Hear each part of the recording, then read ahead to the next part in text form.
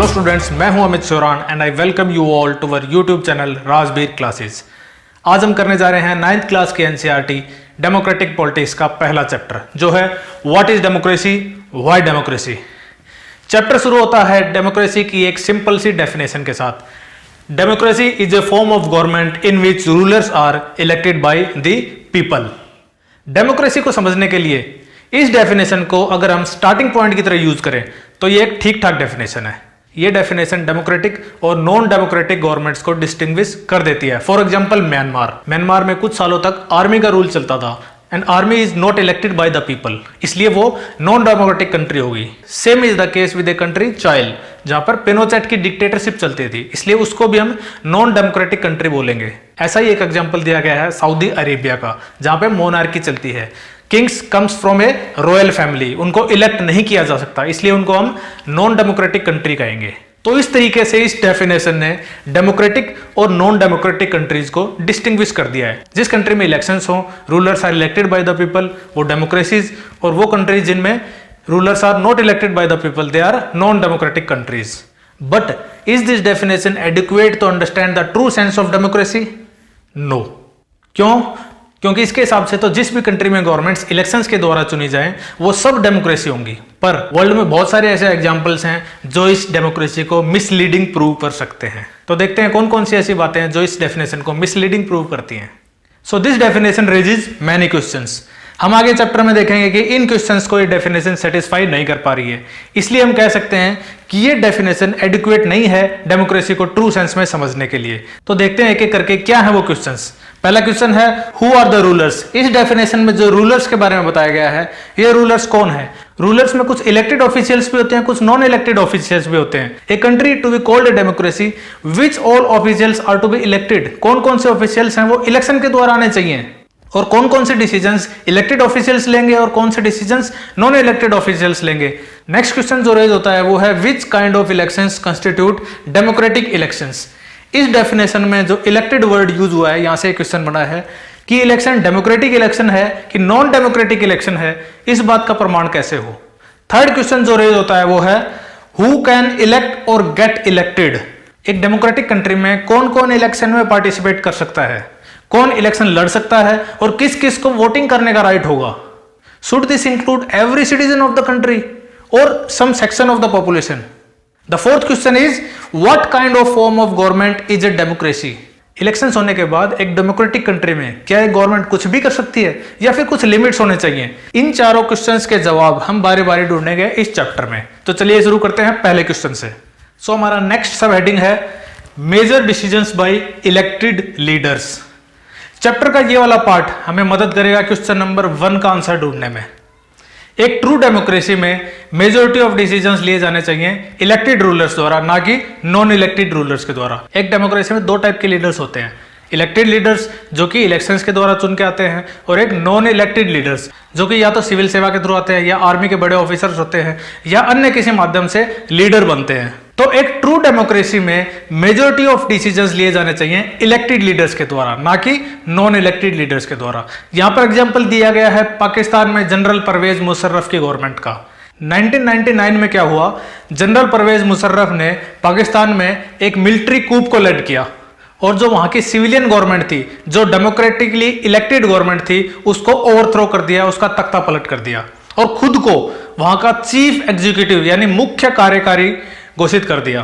थोड़े दिन बाद इन्होंने अपने आप को प्रमोट करके कंट्री का प्रेसिडेंट ही घोषित कर दिया। 2002 में इन्होंने कंट्री में एक रेफरेंडम कराया, यानी कि पब्लिक से वोटिंग कराई, जिसके तहत इनको 5 साल का एक्सटेंशन मिल गया। अभी media, political activist, human right organisations, इन सब ने कहना शुरू कर दिया कि ये जो रेफरेंडम कराया है जनरल परवेज मुशर्रफ ने, ये एक फ्रॉड है और it is based on mall practices. 2002 में क्या हुआ, इन महाशय ने पाकिस्तान का पूरा कॉन्स्टिट्यूशन ही अमेंड कर दिया। अब इस नए कॉन्स्टिट्यूशन के हिसाब से जो सिविलियन कैबिनेट थी वो नेशनल सिक्योरिटी काउंसिल के सुपरविजन में काम करेगी। इट मीन्स एक बॉडी बनाई गई नेशनल सिक्योरिटी काउंसिल, जिसमें मैक्सिमम मेंबर्स मिलिट्री ऑफिसर्स थे, यानी कि जो सिविलियन कैबिनेट है वो उन मिलिट्री ऑफिसर्स के सुपरविजन में काम करेगी। अब कंट्री में इलेक्शंस हुए, यानी कि नेशनल इलेक्शन भी हुए और स्टेट इलेक्शन भी हुए, यानी कि ये सारे के सारे जो प्रधानमंत्री बने हैं, फाइनेंस मिनिस्टर बना है, ये सब कौन है? ये सब इलेक्टेड रिप्रेजेंटेटिव हैं जनता के। टेक्निकली इसको एक डेमोक्रेसी कहा जाना चाहिए, परंतु ये डेमोक्रेसी क्यों नहीं है? क्योंकि ये सारे के सारे सुपरविजन में काम कर रहे हैं नेशनल सिक्योरिटी काउंसिल के।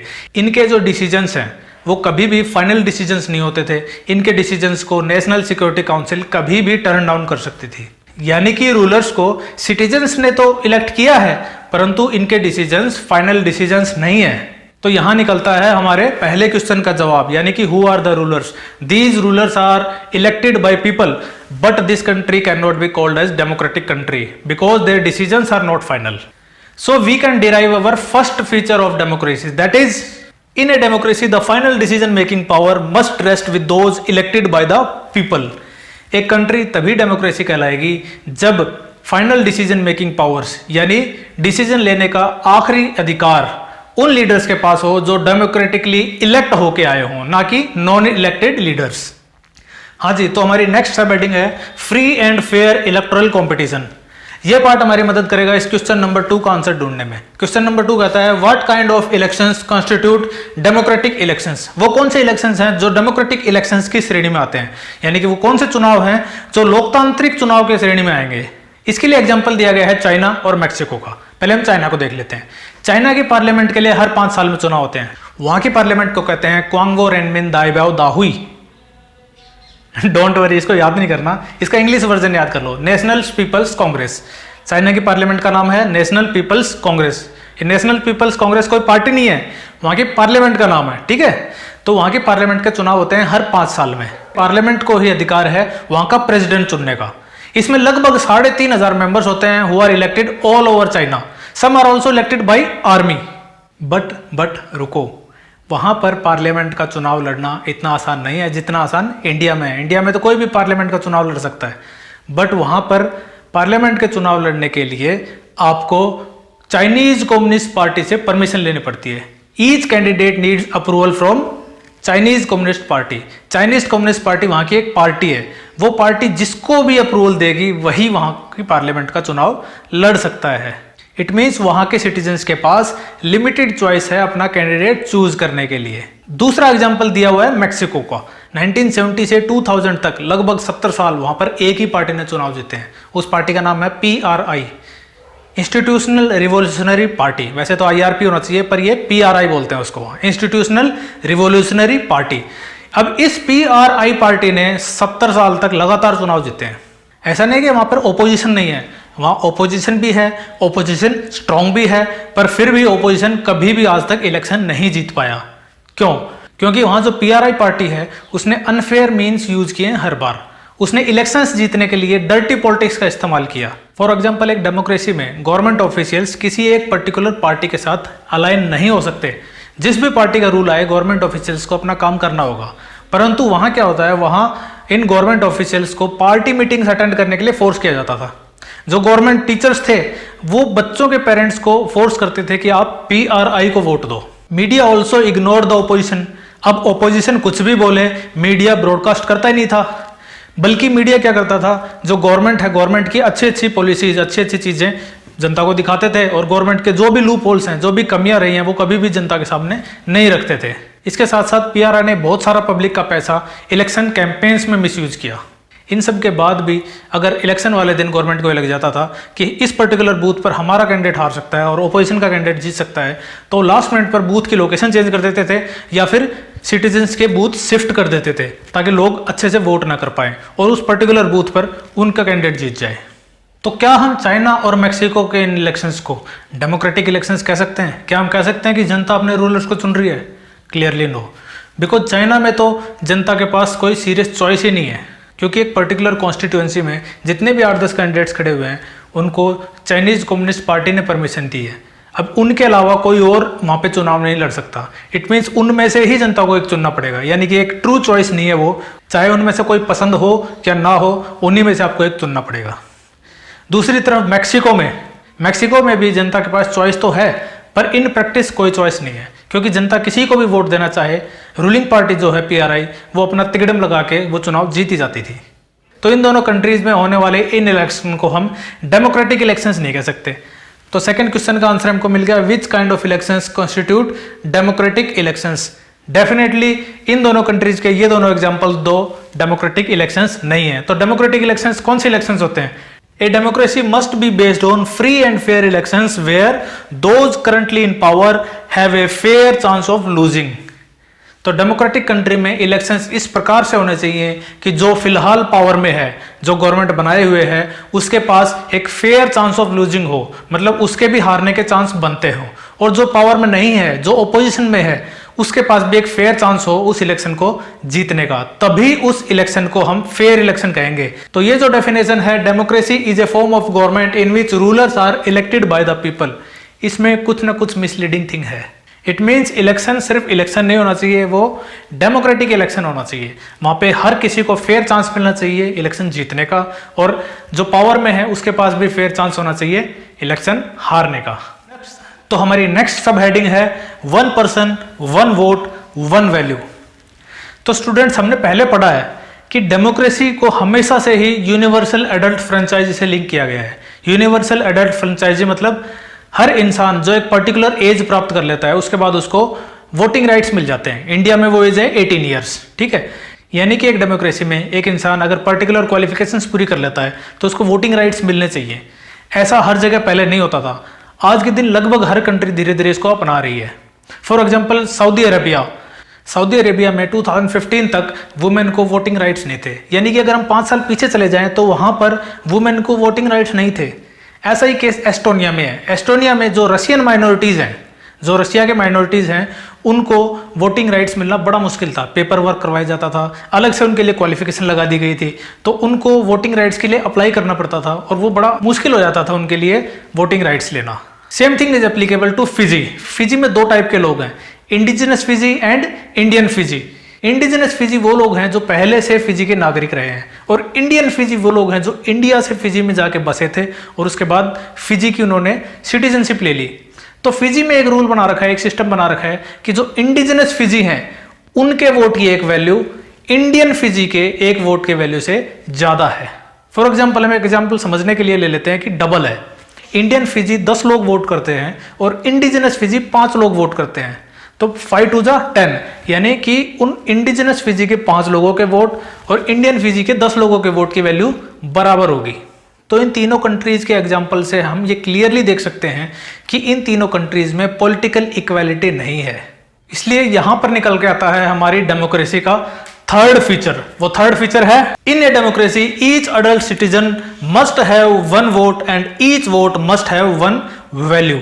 यानी एक डेमोक्रेसी को ट्रू डेमोक्रेसी तभी कहा जाएगा जब उसके हर अडल्ट सिटीजन को वोटिंग का अधिकार प्राप्त हो और उसके वोट की वैल्यू बाकी लोगों के वोट की वैल्यू के बराबर हो। अगर ऐसा नहीं होता है तो उस कंट्री में, चाहे वो डेमोक्रेसी कह रही हो अपने आप को, उस कंट्री में डेमोक्रेटिक एलिमेंट्स की कमी है।